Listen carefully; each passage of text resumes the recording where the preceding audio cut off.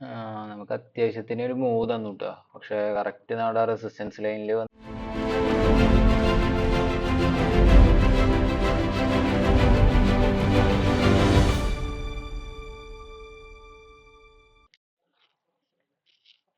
ആ സമയം ഏകദേശം 11:37 കേട്ടോ.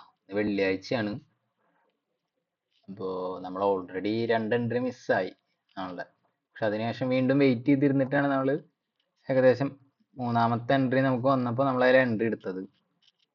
ഓപ്ഷൻ ബൈ ചെയ്യാണ് ചെയ്തിട്ടുള്ളത്. 11:07 ക്യാൻഡലിലാണ് ബൈ ചെയ്തിട്ടുള്ളത്. നമ്മൾ എപ്പോഴും എടുക്കുന്ന പോലെ തന്നെ 130 ക്വാണ്ടിറ്റി, അതായത് ഇതിൽ 2 ലോട്ടാണ് വാങ്ങിയിട്ടുള്ളത്.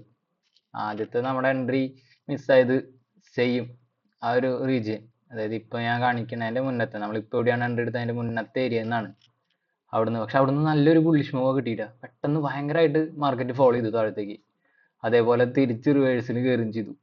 23,350 ആ റേഞ്ചിൽ നിന്ന് കോൾ ഓപ്ഷൻ വാങ്ങുമ്പോഴേക്കും അത് തിരിച്ച് റിവേഴ്സലായി കയറിപ്പോയി.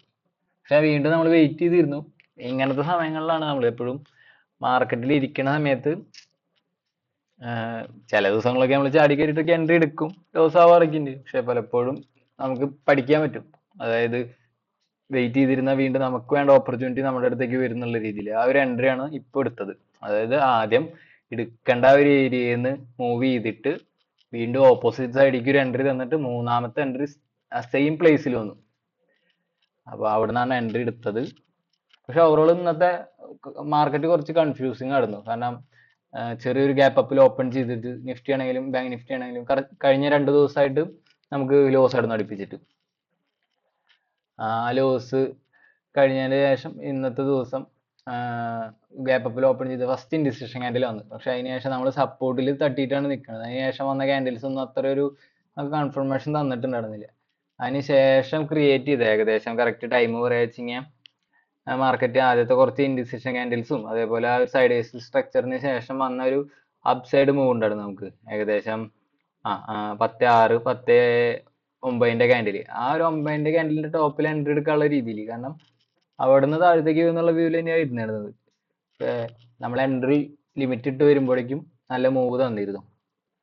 അതിന് ശേഷമാണ് പിന്നെ ഞാൻ ഇപ്പൊ സമയം ഏകദേശം 11:40 നമ്മുടെ എൻട്രി എടുത്തതിന് ശേഷം കുറച്ച് നേരം ഏകദേശം ഒരു 10-40 മിനിറ്റിന്റെ അടുത്ത് അരമണിക്കൂറിന്റെ മുകളിലേക്ക് ആയി. ഞാനിപ്പോഴാണ് റെക്കോർഡ് ചെയ്യാൻ തുടങ്ങിയത്. എന്തായാലും നമുക്ക് വെയിറ്റ് ചെയ്യാം. പ്രോഫിറ്റ് റണ്ണിങ് ആണ്. ഞാൻ അതിന് ശേഷം കോസ്റ്റിലേക്ക് എടുത്തിട്ട് നമ്മുടെ സ്റ്റോപ്പ് ലോസിന് വെച്ചിട്ടുണ്ട്. പക്ഷെ ഇത് ഒന്നും കൂടി മുകളിലേക്ക് പോകുന്നുള്ളതാണ് എൻ്റെ ഒരു വ്യൂ വരുന്നത്. എന്നിട്ട് താഴേക്ക് പോവുള്ളൂ. അപ്പൊ അതിനനുസരിച്ചിട്ട് നമുക്ക് എന്തായാലും സ്റ്റോപ്പ് ലോസിനെ ചേഞ്ച് ചെയ്ത് വെക്കാം.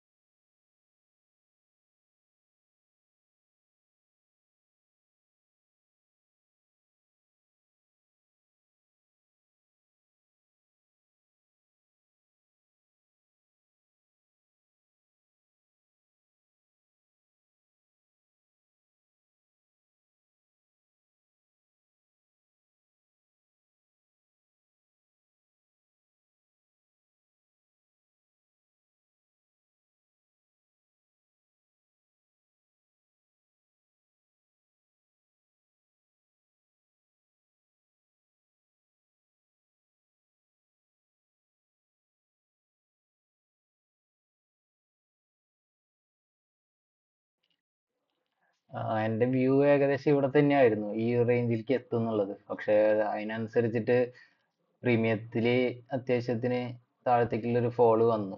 അപ്പൊ തന്നെ നമ്മുടെ സ്റ്റോപ്പ് ലോസിന്റെ ആദ്യം സ്റ്റോപ്പ് ലോസ് വെച്ചത് കോസ്റ്റ് ലോസിൽ വെച്ചത് വീണ്ടും ഞാൻ സ്വിങ്ങിലോ ഓയിലേക്ക് എടുത്ത് വെച്ചിരുന്നു. പക്ഷെ ഓൾമോസ്റ്റ് ആ സ്വിങ്ങിലോ, അതായത് ഒരു 110 108 റേഞ്ച് അത് എടുത്തിരുന്നു. അവിടെ ഇപ്പൊ എസ് എൽ താഴത്തേക്ക് വെച്ചില്ലായിരുന്നെങ്കിൽ അത് ഇട്ടിട്ട് നമ്മൾ ചെറിയൊരു പ്രോഫിറ്റിൽ ഇറങ്ങിയിരുന്നു, ലോസ് ഇല്ലാണ്ട്. പക്ഷെ ഞാൻ വീണ്ടും എടുത്തിട്ട് ഒന്നും കൂടി ഈ റേഞ്ചിൽ നിന്ന് റിവേഴ്സൽ ആവണം. ഇനി ഞാൻ എന്തായാലും താഴത്തേക്ക് എസ് എല്ലിന് വെക്കുന്നില്ല, കാരണം ഓൾറെഡി നമ്മൾ ഈ വീക്ക് 4 ദിവസം എടുത്തിരുന്നു. അതിൽ ഒരു ദിവസം ആയിരുന്നു പ്രോഫിറ്റ് കാണിച്ചത്, ബാക്കി 3 ദിവസം നമുക്ക് ലോസ് ആയിരുന്നു. ലോസിന്റെ വീഡിയോസ് ഞാൻ ഇടാത്തത് എന്താന്ന് വെച്ചാല്, ലോസിന്റെ വീഡിയോസ് കാണാൻ ആർക്കും താല്പര്യമില്ലാന്ന് തോന്നുന്നു. തീരെ വ്യൂസ് വരുന്നില്ല ചേട്ടാ, അത് കാരണം കൊണ്ട് ഇടാത്തത്.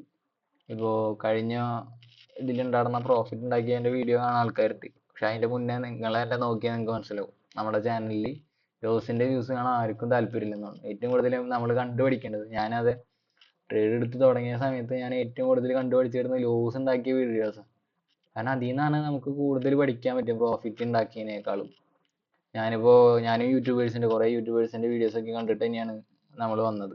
നമുക്ക് അതിൽ നിന്ന് ലൈവ് ട്രേഡിൽ നമുക്ക് റിയൽ ആയിട്ട് പഠിക്കാൻ പറ്റും, ലൈവ് റിയൽ എക്സ്പീരിയൻസ്.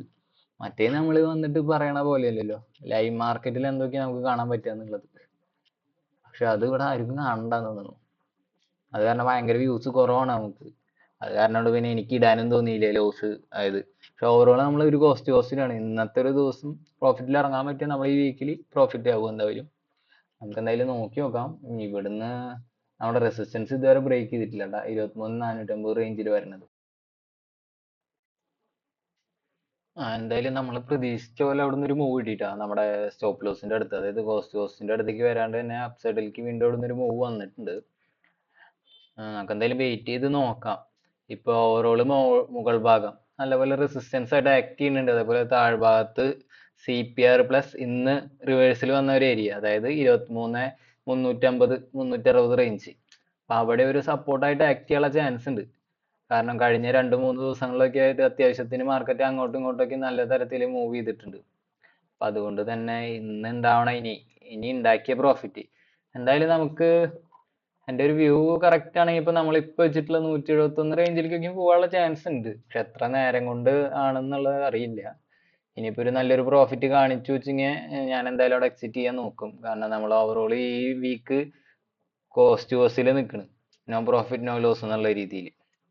അപ്പോ പരമാവധി ഉള്ള പ്രോഫിറ്റിനെ ഓരോ വീക്കും പ്രൊട്ടക്ട് ചെയ്യുക എന്നുള്ള രീതിയിലാണ് എൻ്റെ ഒരു പ്ലാൻ. കാരണം ഇപ്പൊ ഈ വീക്ക് പ്രൊട്ടക്ട് ചെയ്ത പിന്നെ ഈ ക്യാപിറ്റലിനെ നമുക്ക് അടുത്ത വീക്കിലേക്ക് നമുക്ക് ലോസ് ആക്കിയിട്ട് കൊണ്ടുവരാം. അല്ലെങ്കിൽ അടുത്ത വീക്ക് തന്നെ ലോസ് വെച്ചിട്ട് നമ്മൾ സ്റ്റാർട്ട് ചെയ്യാച്ചെങ്കിൽ നമ്മുടെ കോൺഫിഡൻസ് അവിടെ കുറയും. അപ്പൊ അതിനേക്കാൾ നല്ലത് ഇതാണ് ബെറ്റർ ഓപ്ഷൻ ആയിട്ട് തോന്നുന്നത്. അപ്പൊ ഞാൻ ഈ മന്ത്ലി പ്ലാൻ ചെയ്തിട്ടുള്ള ഒരു കാര്യത്തിൽ മെയിൻ ഒരു റീസൺ അതാണ്. എന്തായാലും നമുക്ക് വെയിറ്റ് ചെയ്തിട്ട് നോക്കാം.